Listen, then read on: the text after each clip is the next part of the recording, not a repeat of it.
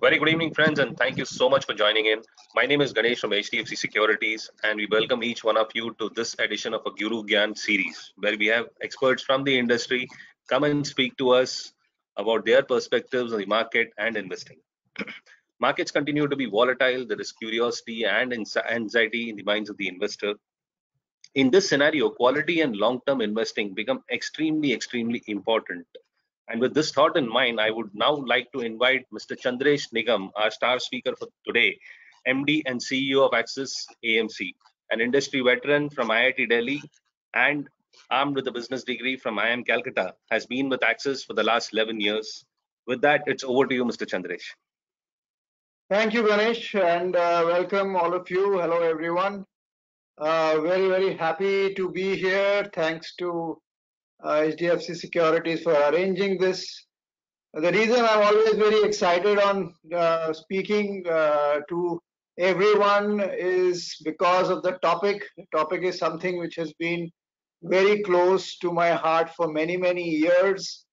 And we will go through some of the thoughts I have had, and I have been in markets now nearly 30 years. So some of that has whatever I have learned is, and then we have seen and used that and tested that in real markets. So I'm going to share some of that. What will try to do is to basically destroy some of the myths which are generally associated with equity investing.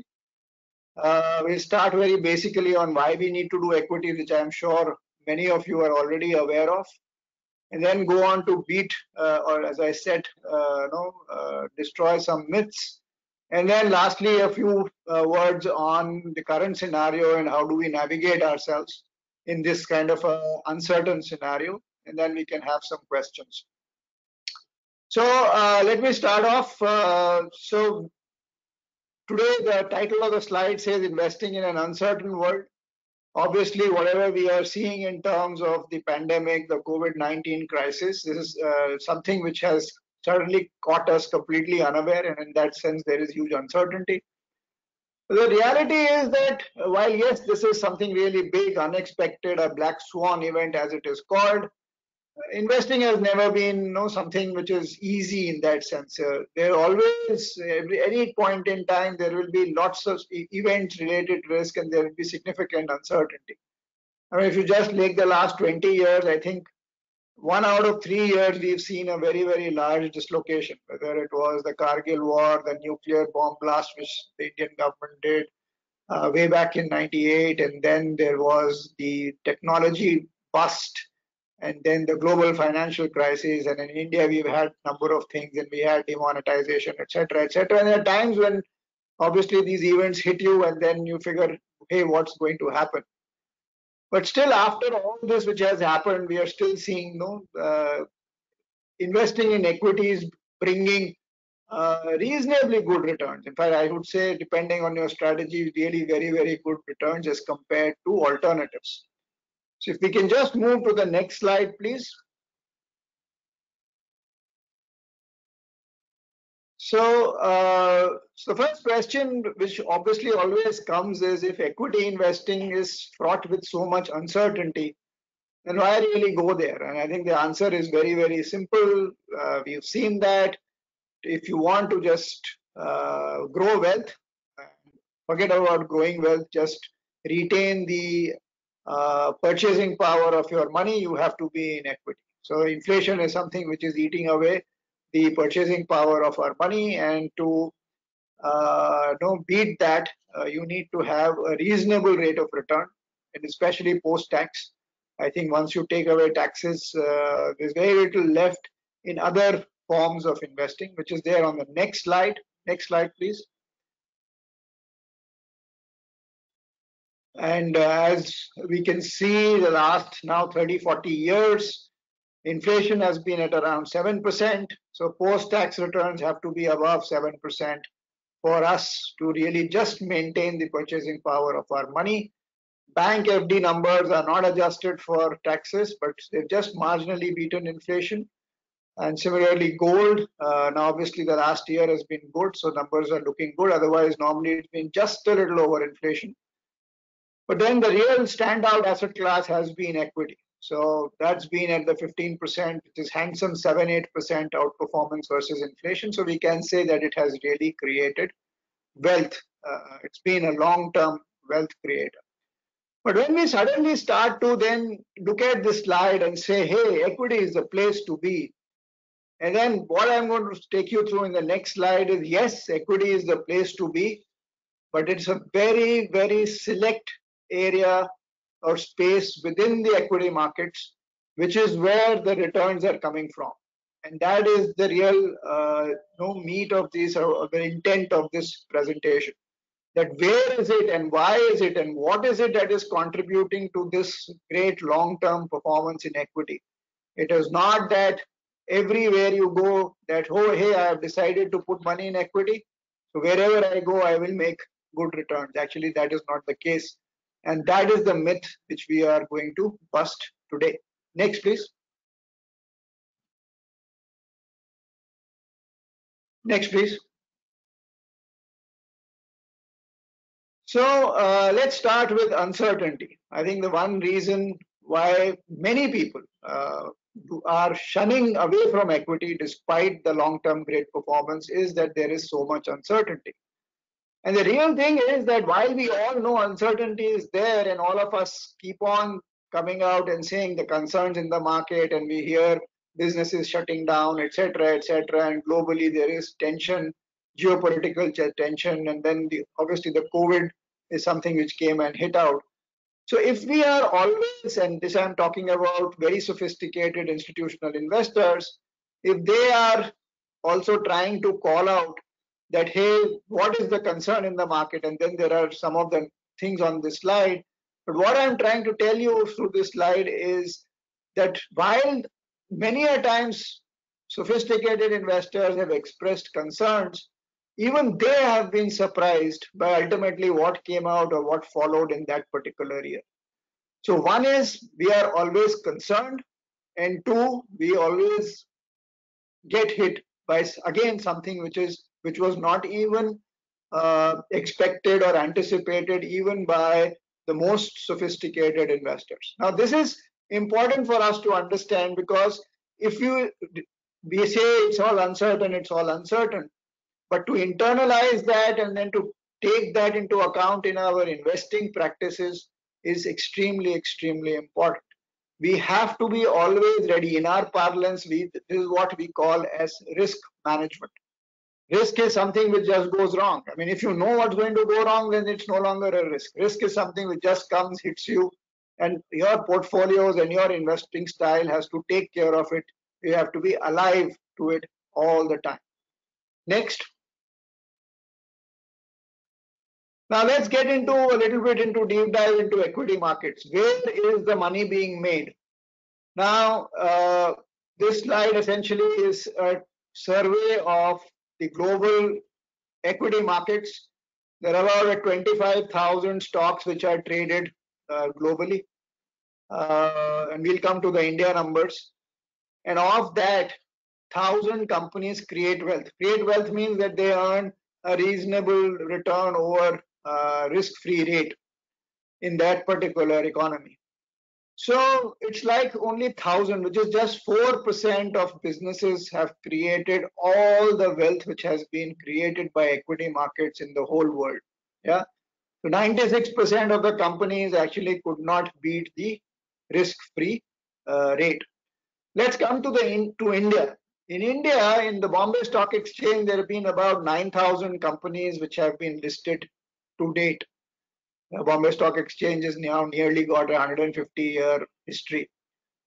Now, of these 9,000 companies, the number of companies which are traded today is about 2,000. So 7,000 companies are dead and gone. And even out of these 2,000 companies, our analysis says that only about 250 to 300 companies have created wealth, which means about long-term return of more than 12%. So what is this? The real reason, so these numbers are essentially in line with the global percentages. So all the wealth in India is again being created by these 250 odd businesses, and large parts actually even within this 250 is fairly concentrated in few numbers. So the nature of equities and equity business is risk. And over a period of time, if businesses are not able to handle the risk, they just completely collapse, go away. And I'm sure you will all agree with me that when these companies came to the market with their IPO and got listed, they obviously were doing well. But and many of these companies got listed as recently as the late 90s and some parts in the first decade of this century, maybe 2000 to 2010. And within this short period of 10, 20 years, many of them are kind of dead and gone. So when we say that equities create wealth, I think you should keep that in mind, that only few equities, few companies really create wealth. Next. The other myth about equity markets is that economies grow and hence markets grow. Now, the classic case is the case of China. China has been a very strong performer from a GDP growth, economic growth perspective. Between the last 20 years, its nominal GDP has been growing at about 12-13%. But the market growth is only 5%. It is tremendous wealth destruction. Normally, you will expect that if GDP is growing at 13%, corporate sector, which is generally the more organized part of the economy, non-agriculture related, which is agriculture anyway, grows slower than overall GDP. Maybe a 14-15% top line growth for the corporate sector should happen. And that too over long periods of time, and hence profit growth should be something similar, and that should get reflected in stock prices. But hey, that does not happen, because a large number of companies, while they will grow their top line, they are not able to grow the bottom line at the same levels. So in a sense, the situation in China is saying that equity market profit growth is probably not there or very, very small. And why is this happening? Because companies do not have what we call as pricing power, and that ultimately goes into saying what is the sustainable competitive advantage, why should the quality of the business is essentially not that great. So again, GDP growth is not really linked to market. So somebody comes and tells you that yes, it's a good tailwind to have if the economy is growing, but that does not necessarily lead to stock market and stock price performance. Next, please. And that's where I think this is the Indian situation. I think this is the most important slide I have in this whole presentation. I know it will be a little difficult to decipher, so let me just read out some of the numbers. Last 10 years, we've seen the Bombay BSE 100 index. Now, these are the top 100 companies in our country. Now, if you had invested 1 rupee in this index, it would have become nearly 4 rupees. So it is like quadrupled in 10 years' time, about a 14% compounded growth. So that's all good. You will say, okay, yes, equity markets have done great. Now, when we get a little deeper, when you dig a little deeper, what we will see, we are in our parlance, we use the term quartile, but let's look at this and divide these 100 companies into buckets of 25, 25, 25, and 25.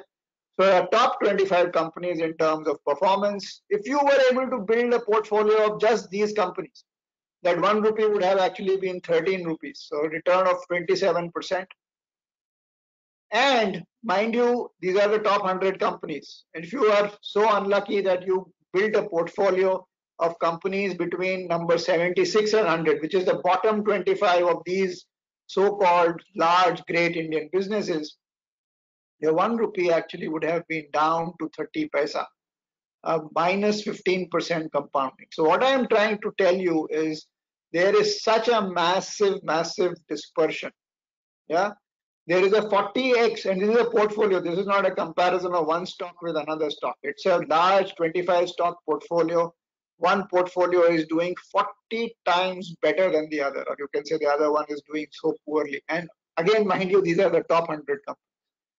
So, in fact, if you were to just take away, and instead of having a 100 stock index, have a 75 stock index, and take away the top quartile, the index return actually falls to 0. And that is my basic thesis, that actually businesses, most businesses over the long run either lose money or they just about stay where they are or create very small amount of return, not covering cost of capital. The great amount of wealth ultimately which is created by a few companies, which because they keep on growing over a long period of time, they have a significant impact on the markets, and then the markets are able to give out a reasonable return number, which is about that 15%, the left of the chart, and we say, hey, equity markets have given return. But no, actually it is only the great businesses, the strong businesses, no companies which sustain high growth with profitability over long period of time, which is where this return comes in. Next slide, please. Now, one of the things which I have, when I was a student, I learned was, or I was told was that, to get high returns, you must take high amounts of risk, which is true. We are saying we want to get into equity markets, fixed income, or other forms of low risk or safe instruments do not create wealth. So I have to take higher risk and go into equity, which is true. So if I want high returns, I have to take some amount of risk, move from safety into equities, which is a riskier asset class. But when it comes into within the equity segment, now sometimes when we come to equity, we suddenly start thinking, Arey, let's try and find the next great stock, the next great idea. What will become, suddenly give me 40%, 50%, 100% return in 2 months, 3 months, 6 months. Yeah. So our general thinking is, okay, let's go and buy something which is, will become become a rocket or something. And hence we are knowingly or unknowingly getting into the what we call as high beta or high risk portfolio. Now here's where things get interesting. In equity markets, actually, high risk equal to high returns does not work. Actually, it is the low risk, which gives the higher return. So we put out some data here. The lowest risk, in our parlance, we use the word beta. The lowest risk portfolios perform the best, as you can see the left side, and the highest risk portfolios with the highest beta are in fact actually negative, over the last 10-year kind of period. So that's the other myth we want to kind of bust, that high risk is actually not equal to high returns, or rather the myth is high risk is equal to high returns. Doesn't work in the equity markets. Next, please. The other thing about equity markets, this thinking is that, hey, things are expensive. No, something is very high PE, so it will not create wealth or it will not give me return. Or something is cheap on a PE basis, or in financial sector we call about price to book multiple. I hope all of you are aware about price to earnings multiple. Basically, what is the price and what are this year's profits? And we get a ratio. And depending on the sector, company, today in markets, you can find PE ratios from 10 to as high as 100 and little higher. Now, the myth essentially is that if you buy low price things, low price in terms of PE, not in absolute levels. So 10 rupee stock versus 100 rupee stocks, that's not what I'm talking of. I'm talking about PE. So a company with 8 PE or 10 PE is better than a company with 30 PE. Now, this is, I think, one thought which has actually brought many investors in equity markets to grief, because what is typically happening is something which is looking like cheap probably deserves to be so. No? So that's what we call as value traps, that you buy something which looks like it's cheap, but then over a period of time, the value of the business, it's actually cheap for a real reason. Yeah. So there'll be very, very few cases where you suddenly see that the business completely transforms and you make a lot of money. There are some cases, but most cases actually the value of the business actually keeps coming down and the stock keeps heading generally lower. And there are some examples there. I won't go too much into detail, but there are a number of examples in the market. We've put out 2 from the banking sector and auto sector, where from a starting PE multiple, which is much higher for a quality stock or high quality business, versus what eventually came to be known as a value trap. No, So it looked like very cheap. So in autos, 30p versus a 12p, but 4-year stock performance has been virtually nearly doubling in the high quality stock, and you actually lost nearly all your money in the value trap. And similarly in the banking sector. Now, this ties very beautifully with what I said earlier, that there are very few companies which ultimately really provide a lot of wealth or help investors create wealth. And this is again saying that don't go for poor quality businesses. They are very alluring, just because that their stock is available cheap, P is very low as compared to high quality business. I think that's brought a lot of grief to investors. So just be very careful whenever, if you are investing directly or looking at portfolios where somebody comes and tells you, hey, my PE is low, I've bought cheap stocks and I think I will make money. I think it always have to be correlated with the quality of the business. Yes. Next, please.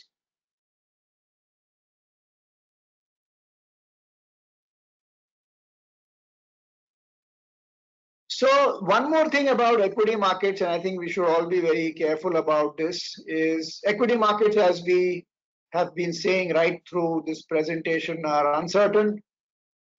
And there is a chance that there could be a big drawdown, and it can happen anytime because these events are inherently not forecastable, as we have seen in COVID-19. And we have actually seen that the markets fell nearly 40%, but as we know that the good companies kind of bounced back.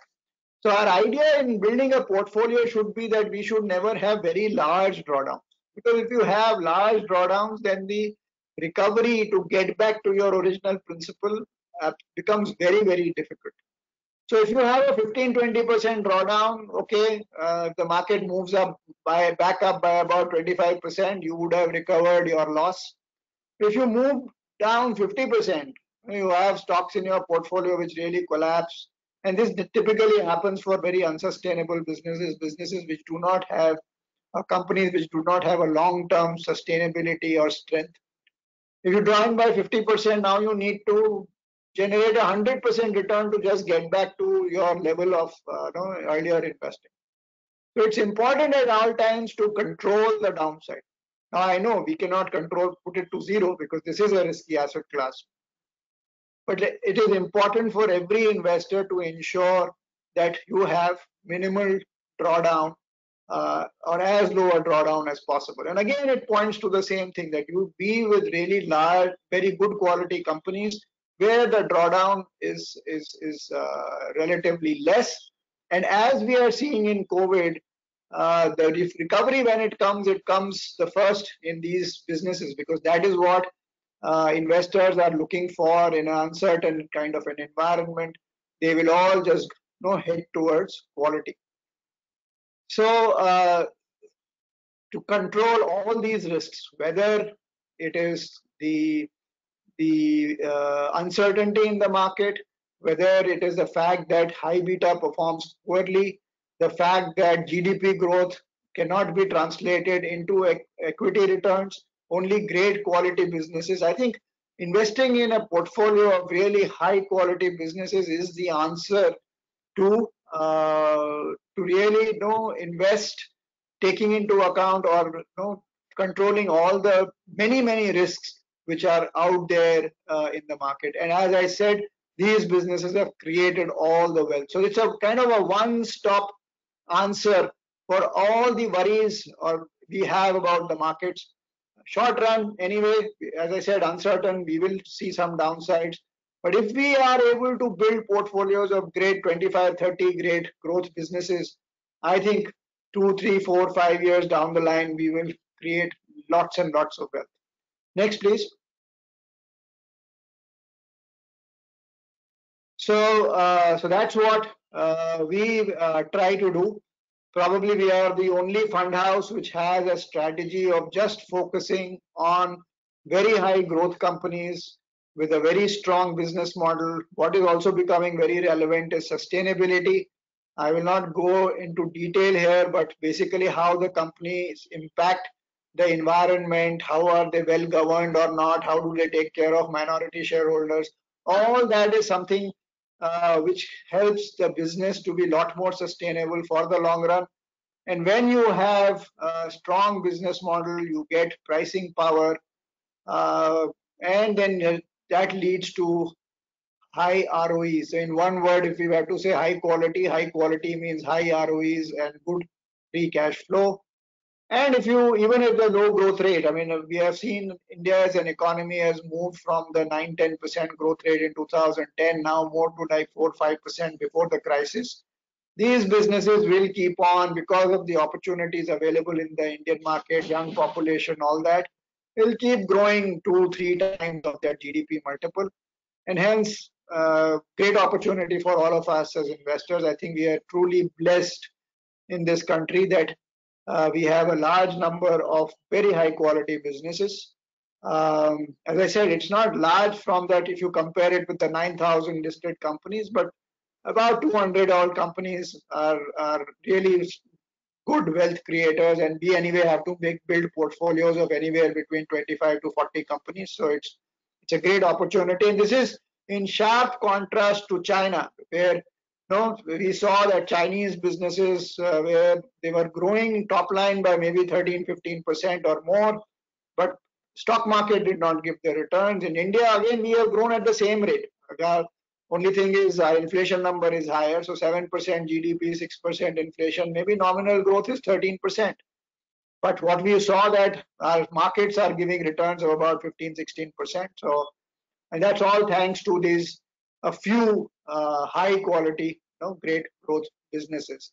So my mantra for wealth creation, for taking stock of or having a good solid answer to the problem of risk and uncertainty lies in this one strategy: high quality, high growth businesses which will sustain profit growth and cash flow in the foreseeable future. Next, please. Now, there's one thing apart from strategy which I think all of you need to keep in mind, and that is this whole thing about sentiment and emotions. Now, if the data is so compelling, that hey, it doesn't actually, it's not really rocket science. I mean, this all the data which I have showed you. I mean, it's just it's available for everyone to see, and all we need to do is to keep emotions at bay and invest for the long term in good quality businesses. And hey, we will have the desired outcomes or the result which we want. Now, there is this whole problem about sentiment in the short run. And let me just take you through this. It's really the real wealth destroyer or potential for wealth destroyer from my perspective. So if we look at, let's say, the US market, yeah, so, and I'm saying we put in here a global investor because US is the largest market globally. Now, a fund which actually just, let us say, gave market returns, which means it, let us say, just tracked the S&P 500 index in the US. Over the last 15-20 years would have given about 10% return. And this is the fund return, which anybody could have participated in. But when we look at and do an analysis of what actually came into the hands of the investor, that was only 5%. So 5% was lost. Where did it go? The fund has generated its return. Investors have invested in the fund. They ought to have made that return. But the reality is they did not. And that's where the timing comes in. So people have put more money when the markets are already high, or probably got out when the markets were low, wrong timing. So it's all about timing. People generally buy and sell driven by the emotion. Either you want to make a gain, quick gain, which is positive emotion, which is generally what we call as greed, and you just trade and buy, or you generally are in a fearful mode. You want to avoid further loss, or you want to avoid a loss. So that's the general emotion there is of fear. And that greed, fear, emotion basically does not allow you to stay in a fund for a long period of time. We anyway know it's difficult to time, and I have one slide on that. But if there was an investor who just got in and stayed with the fund, an average investor, his outcome would be much better as compared to what an average investor actually got by timing in and getting out. So that's the situation for a global investor. Now, before I come to the Indian situation, I should say actually so people would have thought that this is something which is true for equity markets. But if one were to do an analysis for debt markets, where the volatility risk is not that high, even there we see, so while there is nearly a 5% gap in performance, even in fixed income funds or debt funds, the difference is about just a little less than 4%. That's very, very large. Come to the so basically sentiment plays everywhere. So you just have to be very, very watchful that what are you doing? Are you doing it from a rational perspective, or are we overreacting to the current mood and sentiment in the market? So coming to the Indian situation, story is no different. There is actually 6.5% differential between what an average, in fact, that's not an average, it's a total mutual fund industry. The funds have delivered over the last many, many years. And the investors, that's about 19%. And the investors have got only 12.5%. The only way to bridge this gap is to invest regularly and then stay with the fund for a long period of time. The fund managers have done a great job. I know some of you can argue that maybe the last year or so has not been that good, but yes, these times come. But the long-term, medium, long-term funds have really provided very handsome returns.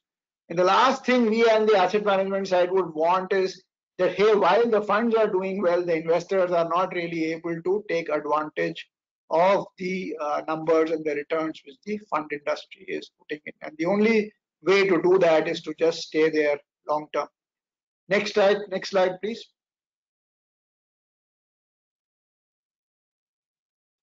So that's some more data on what is the strategy. SIP remains to be the best strategy. While sometimes it does look like, no, this thought is very alluring. A market, it will be down 20%, I can invest, or it will be up 20% and I can sell off, etc., etc. I think long-term data just says, and this is a chart which says, if you got the worst day of the year to invest, so you tried to time and you got the best day. So if you tried to time and you were right all the time, invested on the best day of the month, which was the market low during the month, your return over the long run would have been 14%. And if you had got the worst timing, which is the highest day or highest level of the index in the month, your return would have been about 13%, not much different. And if you just chose a normal day, let's say the 1st of the month or the 10th of the month, your return is somewhere in between, 13.5%. So there is no great value in trying to time and say that, no, let me see if I can get things cheaper. Because long run, great businesses, they just keep powering ahead. Doesn't matter where you really start. The important thing is you should just start. So I will stop here. I think if I have to just summarize whatever I said, there are two parts to the equation. One is choosing the right strategy, and in that sense, the right asset manager, fund manager. High growth, high quality growth is where all the wealth in this world has been created. So you ensure that the portfolios you own, the mutual fund you own, or whatever portfolio you own, has a fair number, in fact, bulk of the money allocated to such businesses from a long-term perspective. And on the second side, on the other side, is this whole behavior, which I will urge each one of you to exhibit and display, that you will not get swayed by the short-term sentiment which is prevailing, and stay in the long run. If the first strategy works, irrespective of market conditions, irrespective of what happens in the short run, eventually you will make a lot of money. And the proof of the pudding is in the eating. The numbers are there to show, as compared to post-tax return of an FD today, which might be about 4 or 5%. I think which doesn't even cover inflation. If we can still generate 12 to 15% long-term returns, which I'm sure which I'm quite confident over the medium to long term the industry can provide, it is a meaningful 7, 8, 10% difference is really, and over a long time, compounding over 10, 20 years, it's a meaningful difference you can make to your own finances and hence your life. So I will stop here, and if there are any questions, I'm happy to take them. Yeah, thank you so much, sir, for a wonderful session. It was quite enlightening, and I'm sure a lot of clarity is now available on the current market situation and the basics of investing, with focus on quality and investing with a long-term perspective. We do have some questions, which I will bounce it off to you one by one. Okay, so the first one is from Mr. Ravi. In this environment, would you, from an asset allocation point of view, would you recommend allocation to US equities? Oh, yes, absolutely. I think that's one of the big themes which we are also running. So let me just give you a slightly long-winded answer. I think 10 years ago, and I've been an equity manager, and 10 years ago, Indian economy profits growing 18-20%. I think there was really no need for people to diversify globally. We said that there's great opportunity in India. We are growing very, very well.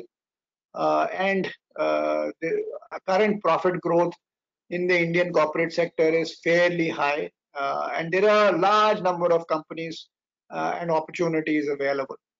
Now, over the last 10 years, some of that has changed. Now, it's not that we don't have companies, but that number of great quality companies is actually shrinking. To give you an example, 10 years ago at Axis Mutual Fund, we had a universe of 350 plus companies. We thought that these are really going to be good performers over the next 3 to 5 years. Today, that number has come down to more like 200 to 25. So in just 10 years, that has happened. And the possible growth rate has moved, or the high growth has moved away from what are traditionally been our strengths, consumer sector, low labor costs, infrastructure development, etc. These were the big stories. I think the story has become more about technology. And the beauty about technology is it doesn't need geography. People can be sitting anywhere in the world and doing business anywhere else. So unfortunately, we do not have that kind of companies represented in the Indian stock market. You can't really buy those businesses. So yes, we have a few very, very good quality businesses available in India, so which we certainly should buy. But equally, we're looking at the global scenario as well as the consumption pattern of us Indians, where we are buying and using services of many of these global multinationals, especially on the technology side, the Apples, the Amazons, the Facebooks, Netflix now, and many, many more. I think there is a need for us to be diversifying globally as well. So I would certainly urge everyone to kind of look at how you can get some meaningful exposure to international markets. And there are some products, some things like even we have, where you can invest in feeders or invest in funds where there is some allocation to Indian equity and some allocation to global equity. And there are many such other products in the market. But yes, the idea should be to get into international investing. Again, not from an index perspective. As you may understand, I am not really a fan of index investing. Even there, if you look at the way the Nasdaq or some of these indices are, while suddenly we look at and say, hey, the Nasdaq is doing very well. But again, you dig a little deeper and you will find out all the wealth there is being created by a few companies. So get into funds where there is active allocation to these high quality growth international businesses as well. Sure. Thank you so much for that. The next question is from Mr. Pranesh, which refers to one of the slides that you just showed on the dispersion of returns quartile wise. So the question is there a dispersion in the top quartile also in terms of returns? Yeah, there will be. Obviously, within the top 25 companies, not all would have given the same returns. But the idea is that anyway, it is very difficult to just invest in the top quartile. How to find out the top stock? What I was just trying to show there was the variance in portfolios. If you were to take variance in individual stocks, it will be humongous. So certainly there is a variance, and you can actually do this exercise and say, let's take 666 stocks and figure out how does the variance within that space work out, and yes, there will be significant variance there as well. Fine. The next question is from Ms. Usha. Uh, are you suggesting that we should generally always stick to large caps? No, not at all. But let me just elaborate there. What I always use the word is high quality, sustainable businesses. If you have a business, actually just look at that same slide you were referring to earlier. Top quartile growing at some 27%. Stock is growing 27% for 10 years. Yeah. Now, if you try and think through what is this kind of company where the stock goes up for 10 years at 27%? Now, we'll have lots and lots of companies where the stocks can grow 27% compounded for 1 year, 2 years, 3 years, but 10 years. So that's what leads to, should lead to some introspection and thinking. Obviously, these are companies which would have grown. Can there be a company which has not grown and still stock has gone up? It's not possible. It's not feasible. Now, then comes the question, what is it that has allowed this company to grow well over the last 10 years? So then it comes to quality, business model, quality of management, etc., etc. So our thinking when we say lower risk, high quality is not to do just with large caps. And that's the beauty about the Indian market. There are great quality businesses available across the spectrum. They could be in large caps, they could be in mid caps, they could be in small caps. Generally speaking, it's the mid and large, which is where these businesses have already exhibited their strength.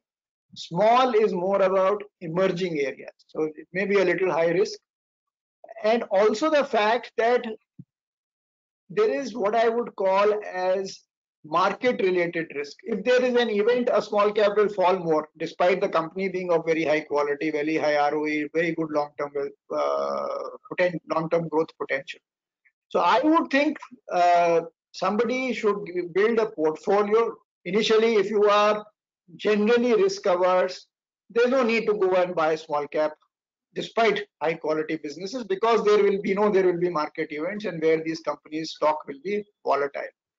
But if somebody wants to and has a little higher amount of risk appetite, you can get into a high quality growth multi-cap fund where predominantly you will have large cap exposure. There will be some mid and might be some small amount of small cap exposure as well. But the focus is on sustainability and quality, not on size alone. Okay, thanks. Thank you for that. The next question is from Mr. Ravi Shankar. We are pretty close to the February highs, that is the pre-COVID levels. Do you think a V-shaped recovery has happened, or do you anticipate any unexpected turn? What are your views? So V-shaped recovery has happened in the markets. Unfortunately, there's no V-shaped recovery in the economy, which is where I think perversely the point I made about economy and markets not being related again not being very closely linked has come out. So my sense is that we've had a strong recovery. Some parts of the market is rational, high quality, sustainable businesses which we think have already turned the corner in terms of recovery in their operating activity, etc. Despite the country being still under partial lockdown, people not coming out, etc. These companies' products and services are being consumed and their sales are going up. So that part is fine. There is some amount of hope, I think, which has come through in what is the more speculative end of the market. So I think there is a lot of activity happening at the retail end. I'm sure many of you are also in that. So sometimes maybe that activity has happened in maybe the stock might be showing momentum, but in maybe not that great quality business. So if the economy does not support these companies, then there could be some pullback in those businesses. But broadly speaking, I think the worst is over. At any point in time, you can see a pullback in the market. So that's something which we should be open to at all times. But to say that we will go back and see the older levels when there was so much fear and uncertainty, no, I don't think so. I think the economy will now slowly catch up, certainly catch up with some of the high quality stock performances. Some of the weaker ones, penny stocks, etc. I'm not so sure. But so my sense is that the risk in the market is probably, it's always there, a little bit is always there. But high quality businesses, I think there is not that much risk in the market. Sure. Thank you, sir. The next question is from Mr. Ajitesh. Is there a correction expected again? And I'll just add one more point to this. There's been a challenge as far as the earnings growth is concerned, Q1, Q2, probably Q3 as well. So would this also add to some kind of expectation as far as a correction again is expected, with your earnings growth not coming through? So, we can never say correction. See, correction should be expected anytime. I mean, people would have thought that from 7,500, it went to 9,000, corrected to 8,000, went all the way to 10,000, corrected to 9,100. So, any market, if you see, even if you are in the strongest of bull markets, there will be some correction. And that's something which certainly I do not know when it's going to happen. So, you should always be prepared. We've seen a strong up move. There could be a small correction. But that's more for traders and people who are trying to time the market. From investors' perspective, even if the market is 10% lower or 10% higher from here, there will be opportunities and from a long-term perspective. Coming to linking it to economic growth, I think the market is very clear, and that's, I think, the beauty of the market. The market generally looks forward. I think people have just discounted that this year is going to be for many businesses like a complete whitewash. It's all gone. So let's look at what happens in 21, 22, and 22, 23. And I'm quite hopeful, not just hopeful, I really expect that we will have some kind of a vaccine or a cure available and the economy can go back. It will be, for some businesses, it will be very difficult, but broadly, the economy will go back in 21, 22 to some kind of pre-COVID levels and then growth from there on. So you have to start building those kinds of scenarios in valuation of stocks. And that's what essentially the market is doing right now. The market has completely brushed aside this year's poor performance, which we all know, and started focusing on the longer term. There's no point saying that this year profits will be down 50% for company X, so its stock should be 50% lower. That doesn't work. Long-term potential, if it still exists and it's still going to grow at 15%, then maybe 1 year's profits, maybe it should be down 10%. That's it, and then start growing from there. Sure, great. Thank you so much. The next question is from Mr. Amit Bapat, who's been an investor, mutual fund investor per se for the last 10 years or so. The question is, are there any timelines after which one should look at exiting a scheme and looking at investing in new schemes? Great question. I think what I would say is there's always a timeline for a review. I don't see any reason if you're and one of the reasons why when I showed that slide that there's a 5-6% difference is because of that even the most long-term investors, because there has been a short-term underperformance in some fund, they will just exit that and get into something which has done very well and then that doesn't do well. So I think review must always be done. That the reason why you got into that fund is that does that continue? Does that strategy which the fund has said they will do they continue with that? And whether that strategy still holds water in the sense that will, over the next 3-5 years, will continue to do well. The best of stocks, there will be times when they will not do well. Very clear example was the year 2016. We had demonetization and globally there was a time when only high beta stocks did well. But if you had done that, if you had sold off your high quality stocks or in demonetization time when all these high quality consumer oriented businesses took a hammering last quarter of 2016, I mean, would have been the worst mistake. 2017, it all reversed and reversed a lot more. So the focus should be that is the stocks, underlying stocks in the portfolio are the ones you want to hold for the long run. Just stay with that, I think. And if there's a change, by all means, sell and get into something which is different, but do not chase returns. And that analysis should be done probably every 6 to 12 months. So in case there is a change required, please do it. But I think good quality funds normally won't change their strategy, won't change their style. And in a sense, they will allow you to stay in the fund for a long, long period of time. There should be no reason to actually get out of those funds at all. Right, thank you so much for that. We'll just take the next couple of questions before we close this session. Okay, next is from Mr. Prasad Vyas. What are the barometers to judge performance of various mutual fund schemes? What should we exactly look at when we, when we look at comparing schemes and choosing which one to go for? So one is so 3 or 4 things. I think one of the very, very important points is a little bit of an understanding of what the fund house is trying to do. Is the strategy which they are going to deploy or are deploying, is it a tactical strategy or something which is sustainable for the long run? Can, with the same strategy, they run the portfolio for the next 10 years? Yeah.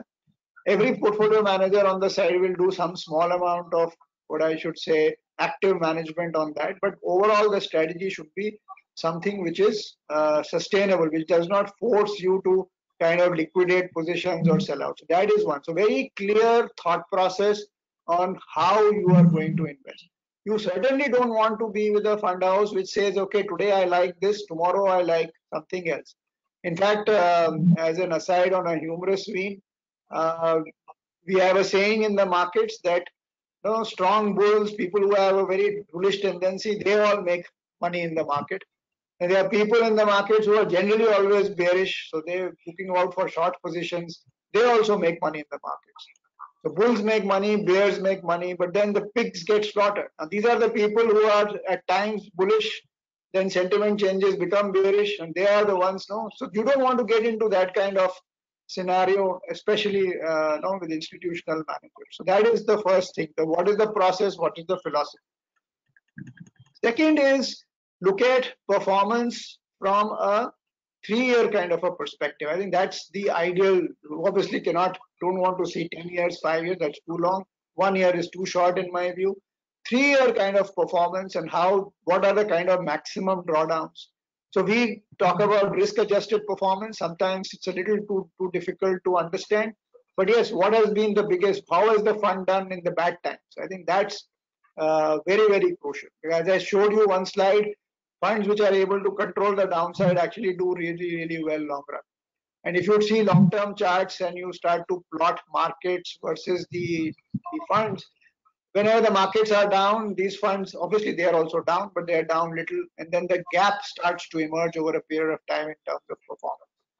So risk-adjusted returns for people who cannot decipher risk metrics like beta and volatility and standard deviation, just look at what is the maximum drawdown over the last 3-5 year period as compared to what the markets did. I think it's a fairly good proxy on risk management.